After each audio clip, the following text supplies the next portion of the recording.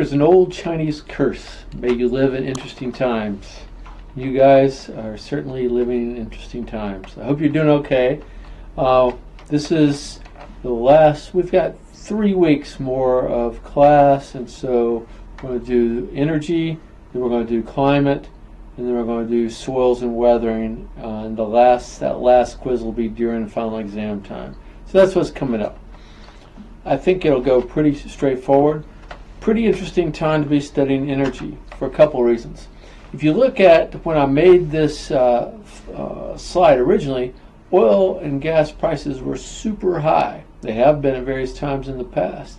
Right now, this very moment as I'm making out this, oil prices have plummeted to the lowest we've seen in decades. That's driven by a couple of things. One of them is because demand is down because of what's going on with the pandemic, right? So you think about prices, think about supply and demand. So demand is down. That's one of the huge things. Political stability or risk is also one of the big factors in terms of prices. Tends to drive the prices up quite a bit. So if that outdoes the supply, then you might see prices going up. But the thing that's driving them even more right now is the conflict between Saudi Arabia, the number 2 producer of oil, and Russia, the number 3, over oil, so that both of them have been dumping out huge amounts of oil into the global market. Very, very much supply. So demand's down because of the pandemic. Supply is way up because of the conflict between Saudi Arabia and Russia. Combination is devastating oil prices, driving them way down, and it's hurting American oil companies quite a bit, especially the ones that are shale producers, because it's a more expensive process for producing oil. So that's what's going on with the prices. Supply and demand and political instability right now, all of them coming together. All of them right now driving oil prices way, way, way, way down. By the time I teach this class again, I expect them to be coming back up, but who knows. There's a video that I put the link on both my website and on Moodle for called Pulling the Plug on Lake Peigneur. I hope you'll love seeing this video. It's wild. The basic idea is there's this little lake here, Lake Peigneur, down in South Louisiana. And it was over a salt dome, and you'll see that in the video. Salt tends to deform the sediments overlying it and create conditions for oil to accumulate. We'll talk about a little more in a minute. But so they were drilling there, but they drilled the wrong place. So you'll see what happened. It was a disaster. Really interesting video, not very long. Hope you'll enjoy it. So, how does oil and gas, which together make petroleum, how do they form? The difference between oil and gas and coal is oil and gas, petroleum, start off with organisms in the ocean. Coal starts off in swamps. So you have organisms living in the ocean, and they capture sunlight and convert it to chemical energy. We call that photosynthesis, right? You're all familiar with that at some point. Then those organisms die and settle to the bottom of the ocean. The bottom of the oceans tend to be very low at oxygen, so that organic material doesn't get broken down very quickly. And if it gets buried, which is in our second column right here, then cut off from oxygen, then that squeezing and heating under the weight of the overlying sediments begins to convert that organic material into oil and natural gas.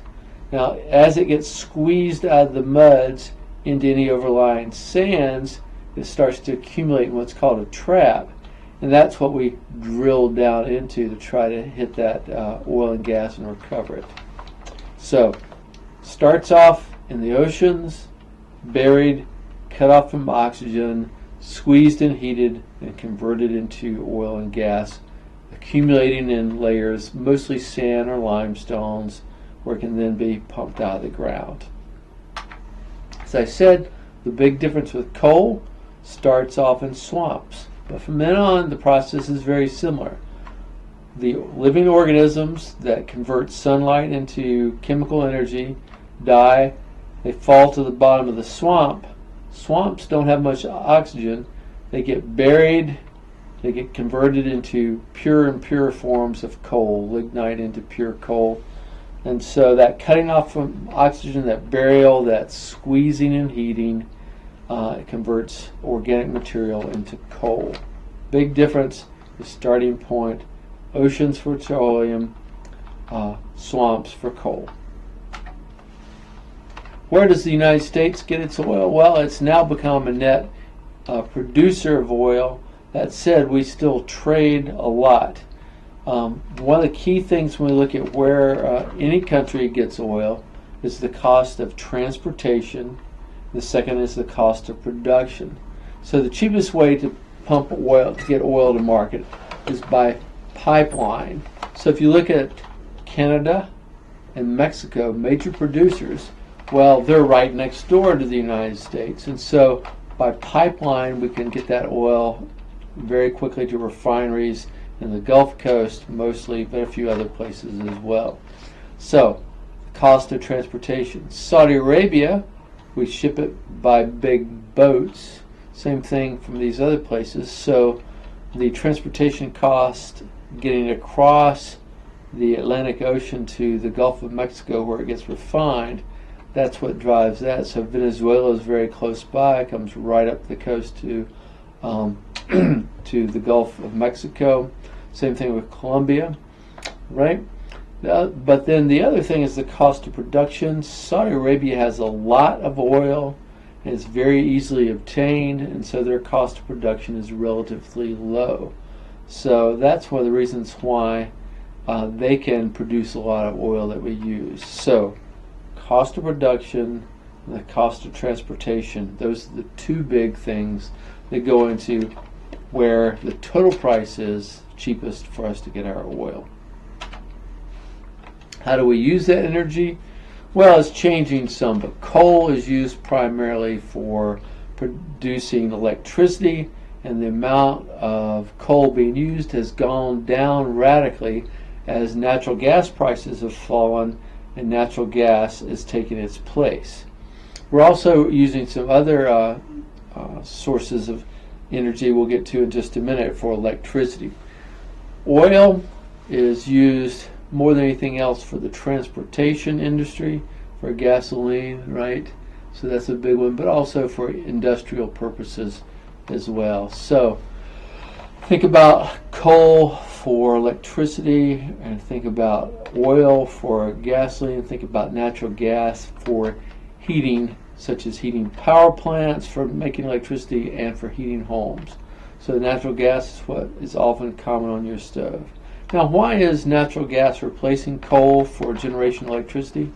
Price is one of the big things, but the other thing that comes into it is you can turn on and heat with natural gas very quickly, whereas coal, it takes a while to ramp up the temperature and then a while for it to cool back down. So natural gas, just like on your stove, responds much more quickly. Also, you build a pipeline, you can bring natural gas in. You don't have to ship it by rail car or by boat or things like that. And so natural gas, once you've established the pipeline, is very easily delivered. Here in Dubuque, we use natural gas for generating our electricity primarily. We used to have a coal plant down by the river, but it got converted to natural gas. What's the difference between renewable and non-renewable energy? You'll read a lot about renewable energy nowadays. Mostly here in Iowa, we talk about wind. We also talk about biofuels, and we talk about solar. Those are the big ones. What we mean by that is you use electricity or other things generated from renewable sources. You can very quickly renew those energy sources. The sun comes up the next day. The wind continues to blow. We grow the crop the next year, the corn, for making ethanol. Non-renewable energy, when we use it, it's used up. So when we burn the coal, the process takes thousands and thousands of years to produce more coal. Not going to happen in terms of human time scale.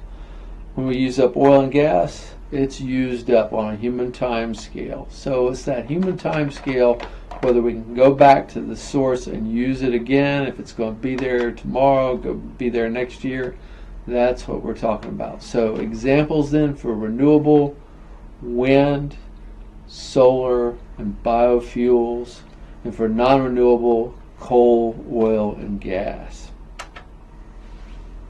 So if we look at what's gone on historically in terms of politics and economics and the price of petroleum, there's a few things I want to point out to you that's huge in terms of those prices. Political instability has been one of the factors that's driven the oil prices. And so back in the colonial days up through about the early 70s, oil prices stayed down pretty much. But during 1973, a conflict in the Middle East led to the OPEC oil embargo. And during the OPEC oil embargo, prices shot way up in terms of the prices of oil. Basically what was happening was that the United States was supporting Israel, and because of that, our oil supplies were cut off by the OPEC organization. OPEC is not just an Arab organization. Venezuela's in it, Indonesia's in it. Iran is not an Arab country, it's Persian, right? So there's lots of variety in the OPEC countries. But OPEC cut off the oil, prices immediately skyrocketed. Back in the 73 when it occurred, there were lines at the gasoline pumps because everybody was afraid of shortages. Another huge event that took place was the Iranian Revolution that took place in the late 1970s, and then the war between Iran and Iraq that followed along after that. In the early to mid 1980s, because of the high prices, Britain had developed oil in the North Sea along with Norway, and at one point they passed Saudi Arabia in terms of production. So they were getting rich while Saudi Arabia was propping up prices. They decided instead to prop up market share, turned on the taps, and drove oil prices down. You can see this plummet in oil prices that's taking place then. And so during that time period, the revenue from oil went way down for many of the companies. There were people that were hired for American oil companies that were fired before they ever got to take their job because of the rapid decrease in the oil prices.